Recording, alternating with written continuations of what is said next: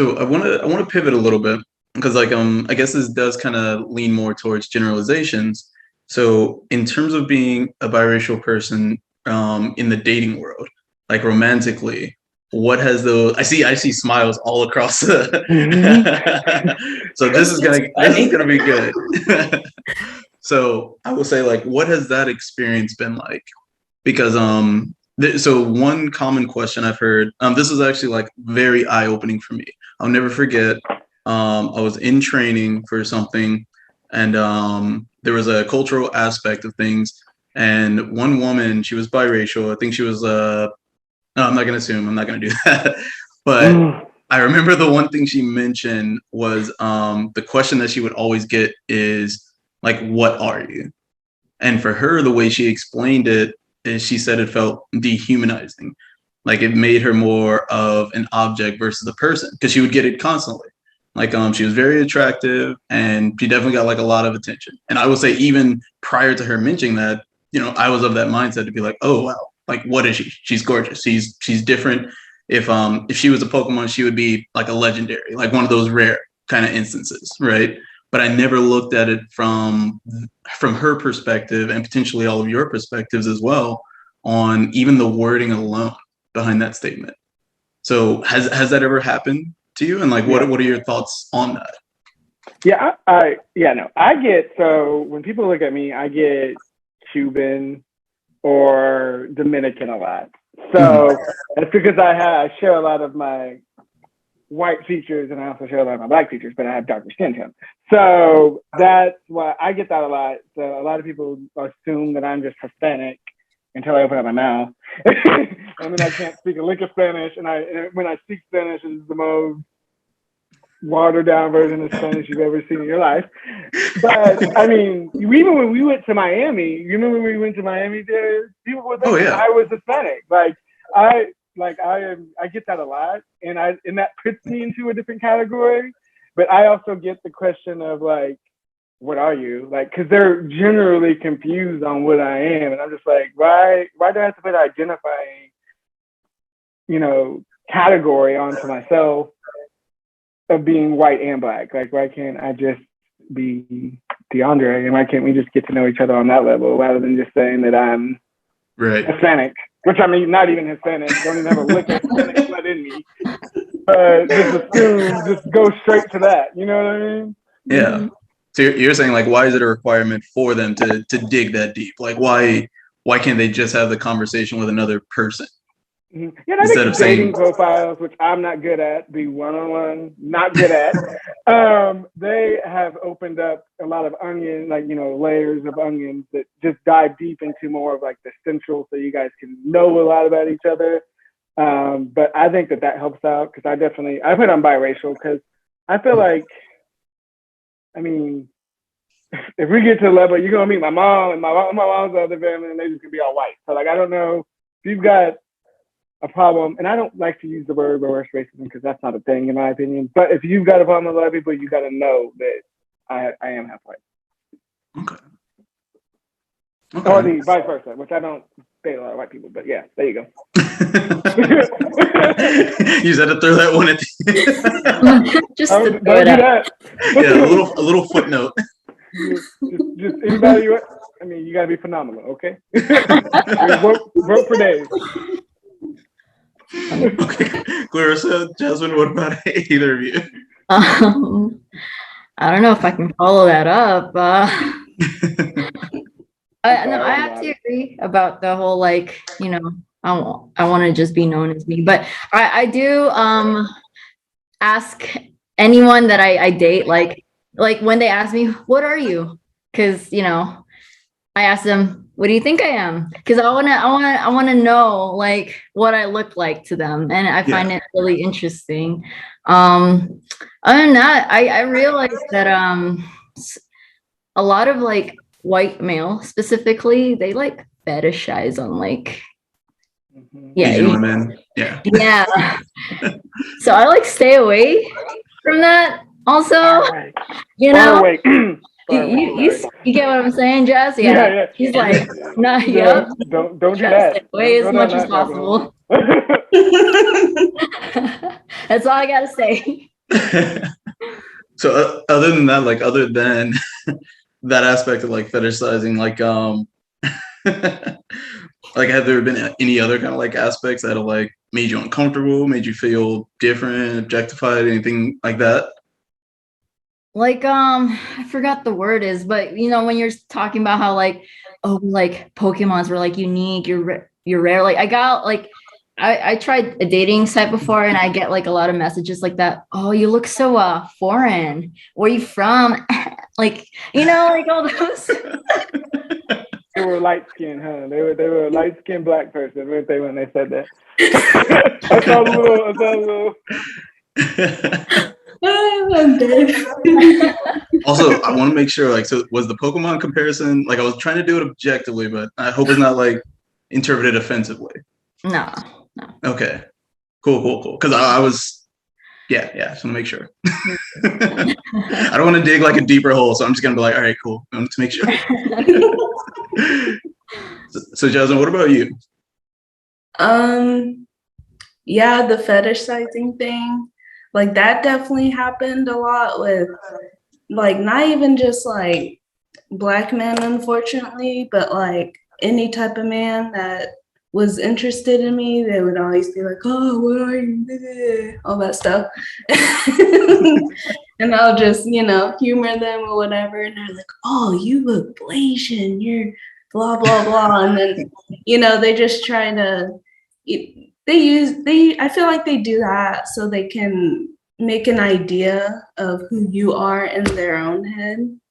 When people want to, you know, ask you like, oh, what are you? And then you tell them what you are.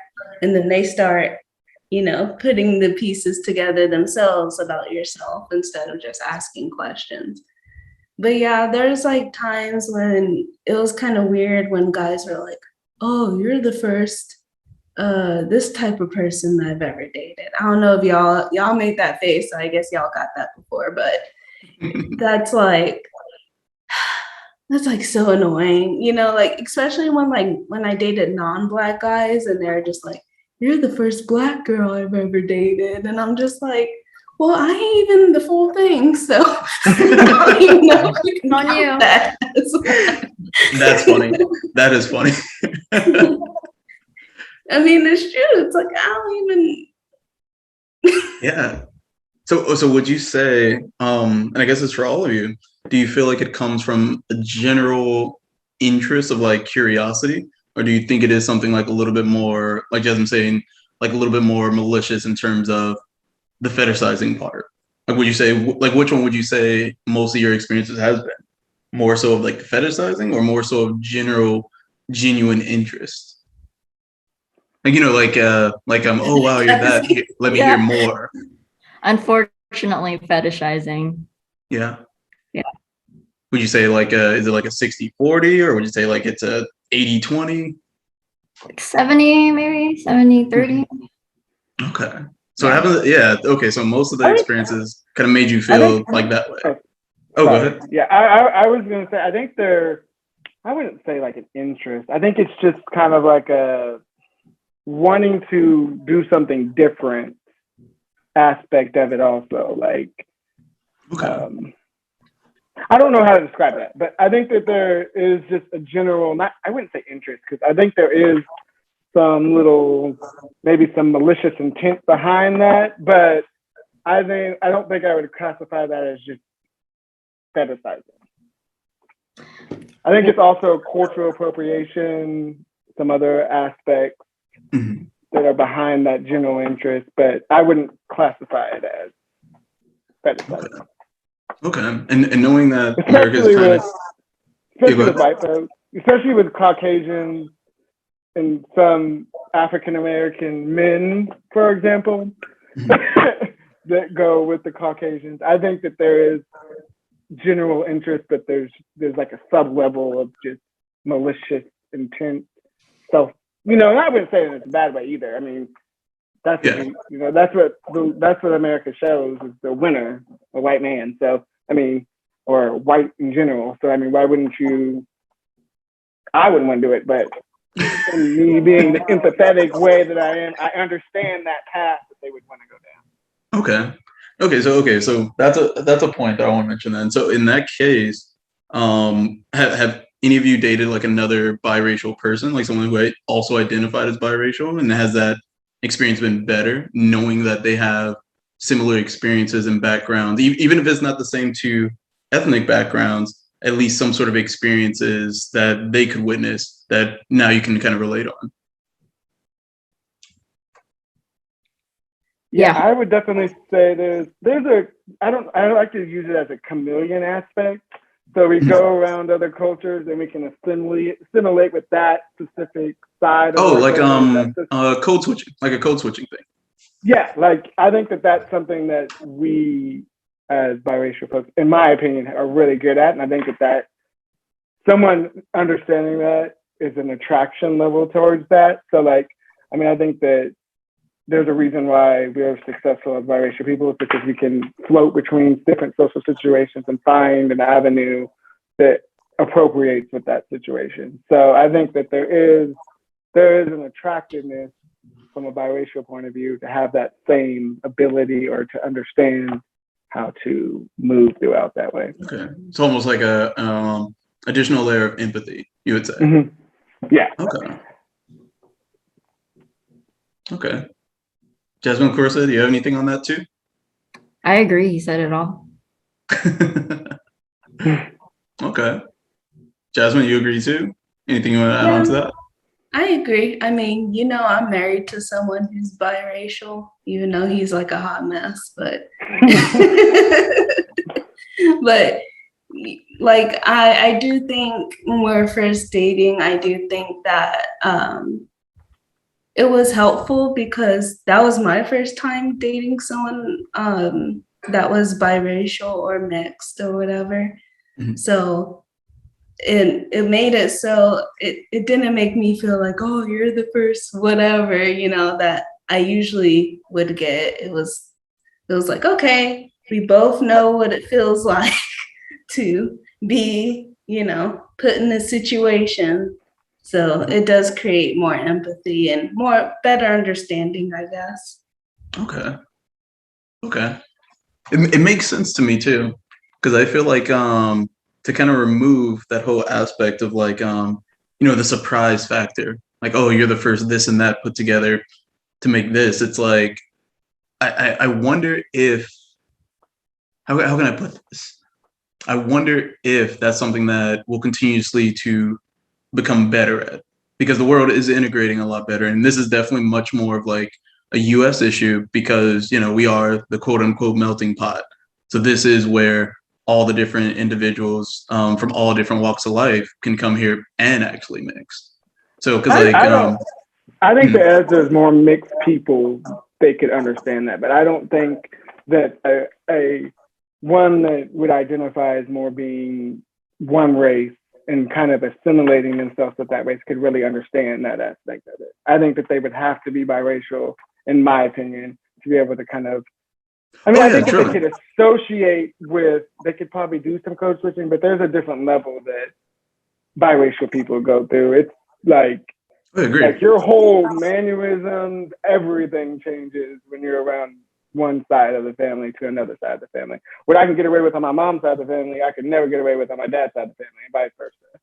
Like, it's just like, even from like, I call on my dad's side of the family, all of the aunts are called by their first name. I would never do that on my mom's side of the family. So like, it's just a different thing. Like, you have to be able to adjust like that. Yeah. So you would say, I don't think that someone could understand that unless they were thrown in that situation. Okay. So you would say definitely like the code switching is much more internalized through like the experience. Mm-hmm. So it's much more something like people can empathize to it to a certain degree, but at the same time living through it, that's something that's unique to yourselves. That's what you're saying. Yeah. It's just like a different cultural and social norms, and whereas I could call my aunts on my dad's side of the family by their first names, but there wasn't much questioning. Whereas you had a lot more input on my mom's side of the family. You know what I mean? Like, it's just a adjustment that I can't, like, me trying to describe it, that's the only example I could think of. Just kind of just the different social norms on each side. Okay. But I kind of with the American traditional experience, I think that's something that Black and whites have always had, that kind of different culture thing and how they raise their kids. And I think that my mom, on the other hand, would understand it better than someone that would have a full white child, because she had to raise a biracial son that was Black. Yeah. That identified as a Black man. So she wouldn't have the personal experience, but she would be able to empathize with someone. Just got off the clock, just got on my chill.